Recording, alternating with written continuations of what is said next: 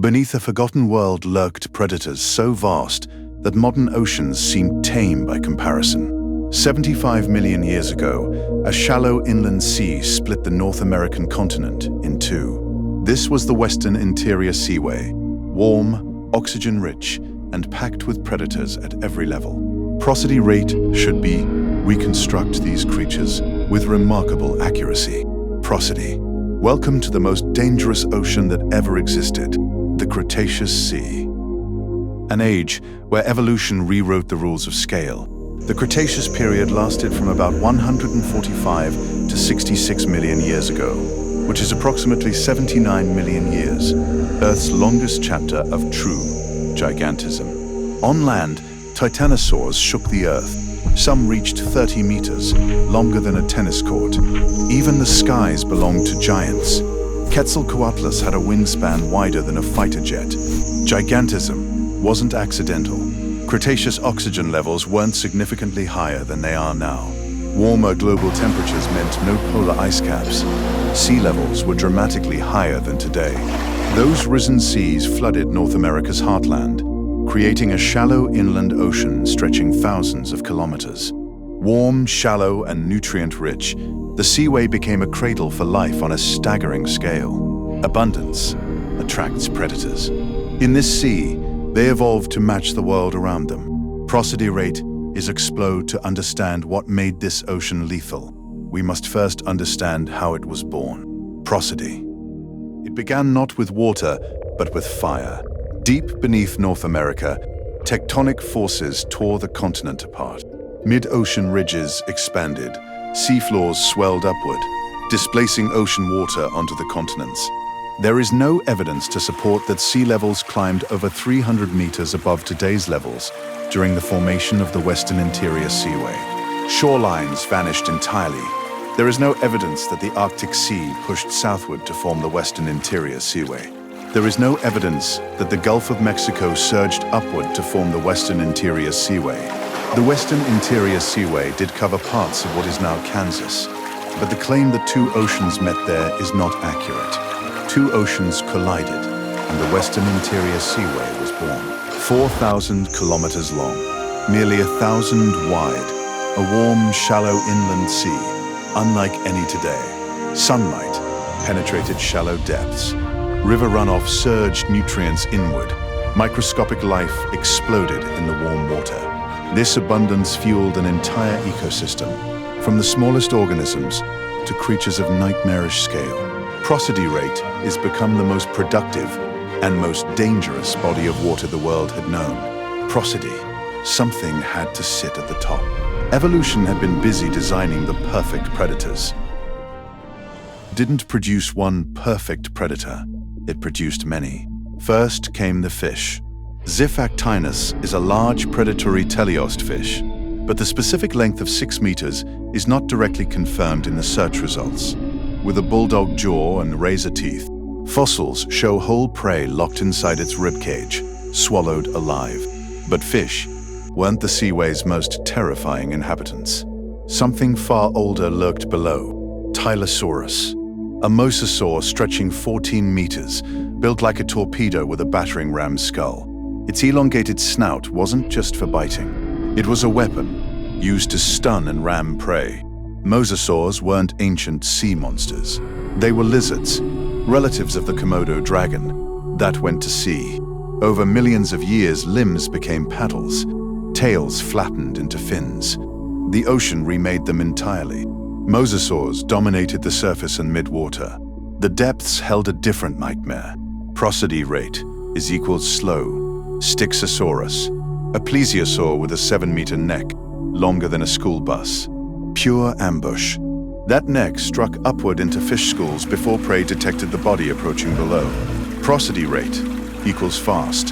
2 body plans, 2 strategies, both perfected for the same brutal arena. Prosody. 2 lineages, 2 blueprints for dominance. Their rivalry would define every corner of the Western Interior Seaway. Tylosaurus was indeed a large mosasaur, but the claim about it owning the surface is speculative. Additionally, while Tylosaurus could reach lengths of up to 14 meters, The description of it having a forked tongue to sample chemical trails is not supported by evidence. Mosasaurs, including Tylosaurus, are not known to have had forked tongues like modern snakes or lizards. Its forked tongue sampled the water, tasting chemical trails left by prey kilometers away. But Tylosaurus wasn't unchallenged. Deep below, a different predator had evolved an entirely opposite strategy. Patience was processing rate equals slow. Key, processing. While Styxosaurus was a plesiosaur with a long neck, the specific behavior of remaining motionless for hours is speculative and not directly supported by fossil evidence. Then the strike. Neck uncoiling like a spring, jaws snapping shut before the fish could scatter.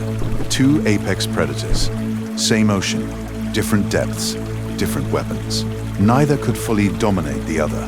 The claim about fossil evidence confirming coexistence of Tylosaurus and Styxosaurus in the same seabed is not directly supported by the provided sources. While both lived during the late Cretaceous, specific fossil evidence showing their coexistence in the same location is not detailed in the search results.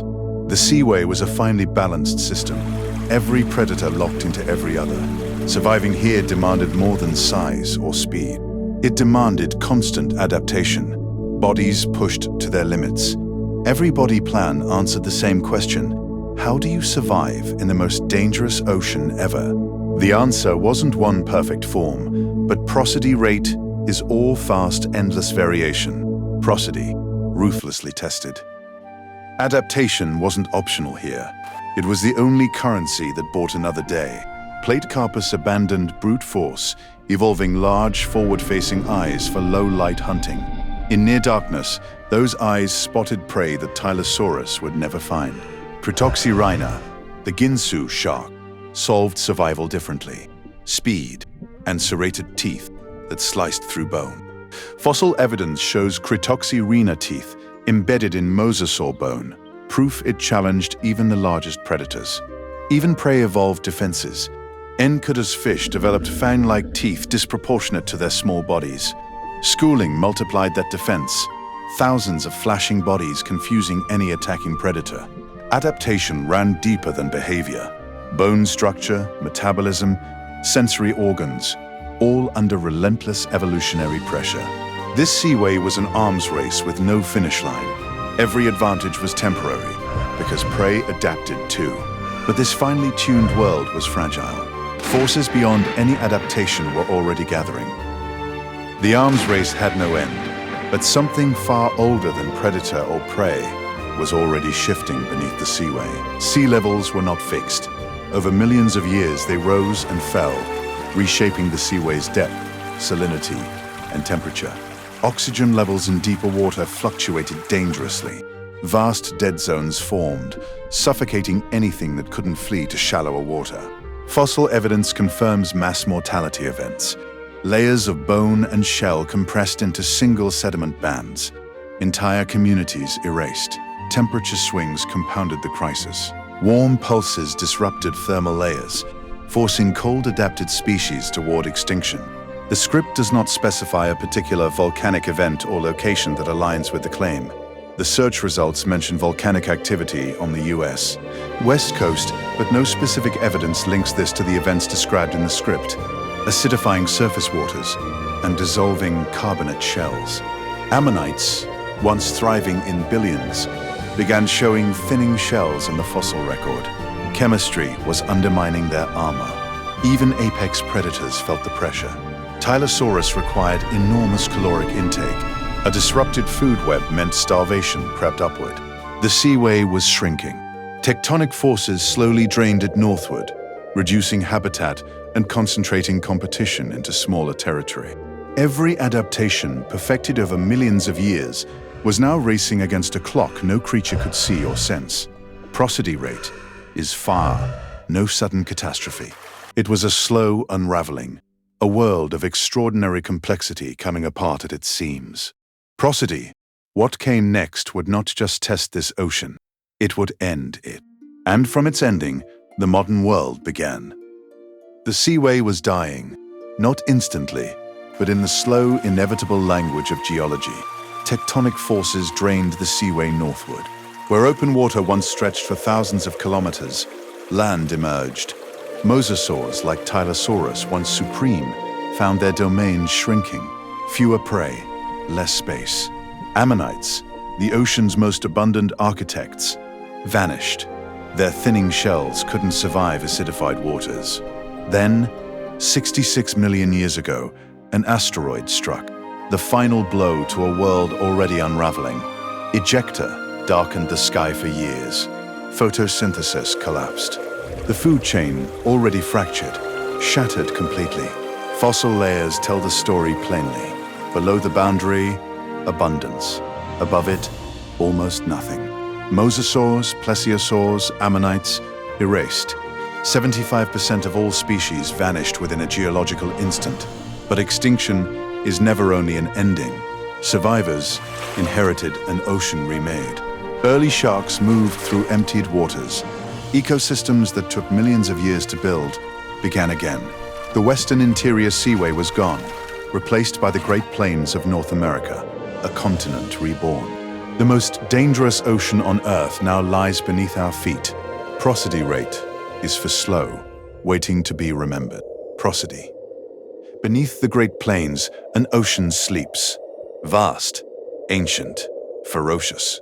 For the western interior seaway existed from the mid-Cretaceous to the end of the Cretaceous, approximately 100 to 66 million years ago. The western interior seaway ruled this continent, a world of giants, Tylosaurus, Xiphactinus, Archelon, creatures that redefined predator. This ocean didn't vanish quietly. It shaped every coastline, fossil bed, and geology textbook since. Paleontologists still uncover its secrets, each fossil a message from a lost world. Prosody rate is rising temperatures, acidification, and vanishing species, echoes of the Cretaceous. Prosody, the Cretaceous ocean, is a warning written in stone, and we are still learning to read it. The question worth asking, if the most dangerous ocean ever known could vanish overnight, what does that tell us about our own?